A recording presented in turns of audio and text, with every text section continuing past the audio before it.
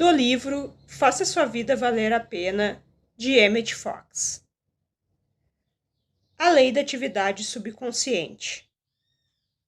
Tão logo o subconsciente aceita uma ideia qualquer, começa imediatamente a tentar executá-la.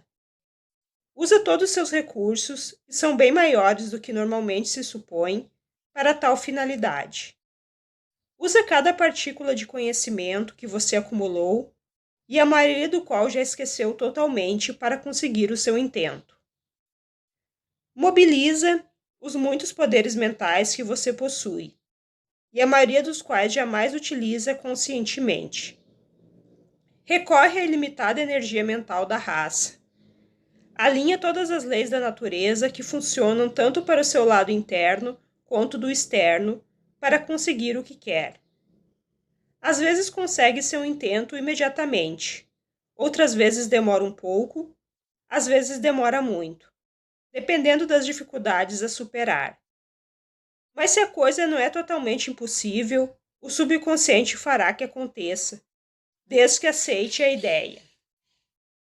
Essa lei se aplica tanto às ideias boas quanto às más. Essa lei, quando empregada negativamente, traz doenças, problemas e fracassos. Quando empregada positivamente, traz cura, liberdade e êxito. Os ensinamentos da Bíblia não dizem que a harmonia é inevitável, não importa o que façamos. Isso é mentalmente chamado de poliana. Dizem que a harmonia é inevitável quando nossos pensamentos são positivos e construtivos e bondosos.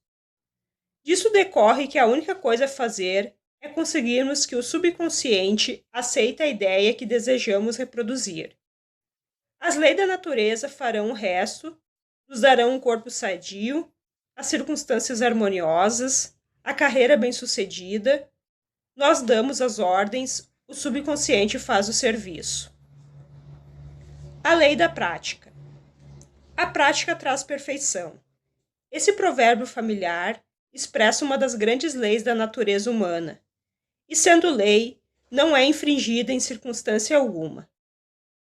Para se tornar proficiente em qualquer campo, é preciso praticar. A consecução sem a prática simplesmente não existe. Quanto maior a prática desde exercida com inteligência, maior será a proficiência e mais rapidamente obtida. Isso é verdade no estudo da música, no estudo de um idioma estrangeiro, no aprendizado da natação, da patinação, do esqui ou da pilotagem. É verdade em todos os ramos imagináveis do empreendimento humano. A prática é o preço da proficiência. Na vida comercial, em qualquer tipo de gerência ou administração, a experiência é a forma que a prática assume.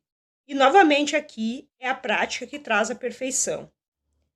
Esse é o motivo pelo qual, em igualdade de condições, uma pessoa mais velha em geral é escolhida para posições de responsabilidade, em detrimento de uma mais jovem.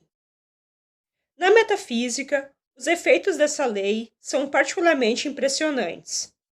O controle do pensamento é inteiramente uma questão de prática inteligente. É a verdadeira religião, bem pode ser resumida como a prática da presença de Deus. Porém, reparem que me referi à prática inteligente. O forçar violento não é uma prática inteligente, como tampouco é o almejar o monótono. A prática é o segredo da consecução. Podemos parafrasear Danton e dizer prática. É mais prática e ainda mais prática. Sede os agentes da palavra, e não apenas ouvintes. Tiago 1:22. A lei dos dois fatores. Cada pensamento é feito de dois fatores, conhecimento e sentimento. Um pensamento consiste em uma porção de conhecimento com uma carga de sentimento. E é o sentimento que dá potência ao pensamento. Não importa o quanto a pessoa ser importante ou majestoso, o conteúdo do conhecimento, se não existir sentimento ligado a ele, nada acontecerá. Por outro lado, não importa o quanto possa ser insignificante ou sem importância o conteúdo do conhecimento. Se houver uma grande carga de sentimento, algo acontecerá. Essa lei universal é simbolizada na natureza pelo pássaro. Um pássaro tem duas asas, nem mais nem menos, e ambas têm que estar funcionando para que ele voe. Não faz diferença se o conteúdo de conhecimento é ou não correto, contanto que você acredite que é correto. Lembre-se de que é aquilo que realmente acreditamos que importa. Um relatório sobre um acontecimento qualquer pode ser bastante inverídico, mas se você acreditar nele, tem sobre você o mesmo efeito que teria se fosse verídico. E novamente esse efeito dependerá da dose de sentimento ligada a ele. Ao entendermos essa lei, vemos a importância de aceitar apenas a verdade no tocante à vida, em todas as fases da nossa experiência. Na realidade, é por esse motivo que Jesus falou: conhecei a verdade e a verdade vos libertará. Agora percebemos por que sentimentos negativos de medo, crítica e etc. são tão negativos e um sentimento de paz e boa vontade, poder tão forte para a cura. As coisas que removem, crescem. As coisas que você remoe, cresce. Essa é uma máxima oriental e resume muito bem o maior e mais fundamental de todas as leis da mente. As coisas que remoe, crescem. As coisas que você remoe, crescem. O que quer que você permita que ocupe a sua mente, você aumenta na sua própria vida. Quer o tema do seu pensamento seja bom ou mal, a lei funciona e a coisa em si aumenta. Qualquer tema que não ocupe a sua mente tende a diminuir na sua vida, porque aquilo que não se usa se atrofia. Quanto mais você pensa na sua indigestão, no seu reumatismo, pior ele fica. Quanto mais pensa em si mesmo como sadio e em forma, melhor fica seu corpo.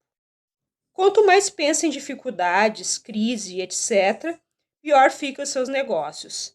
E quanto mais pensa em prosperidade, abundância e sucesso, mais coisas desse tipo atrai para a sua vida.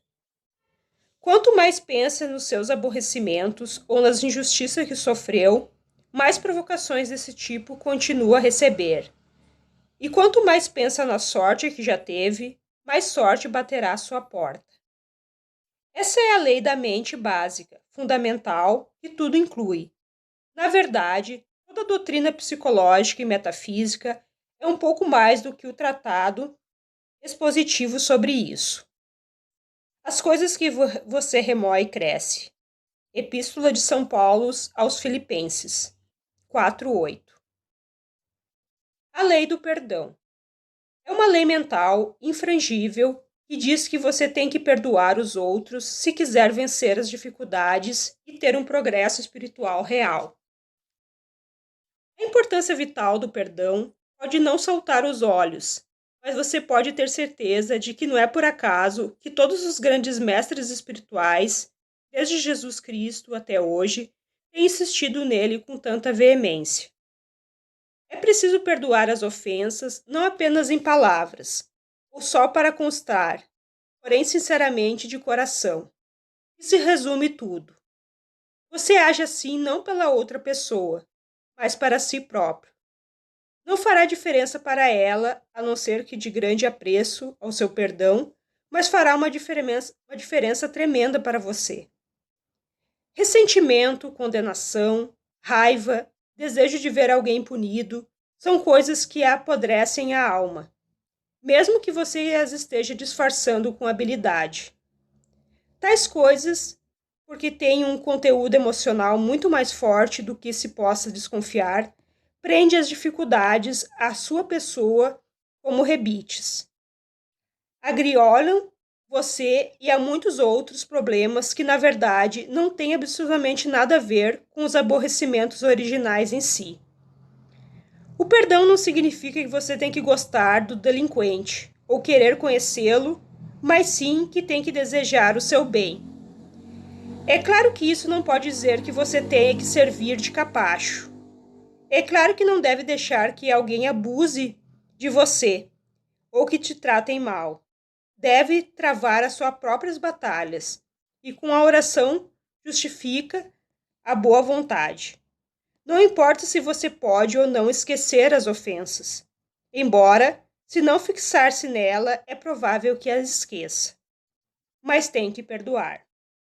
Agora, reexamine o Pai Nosso.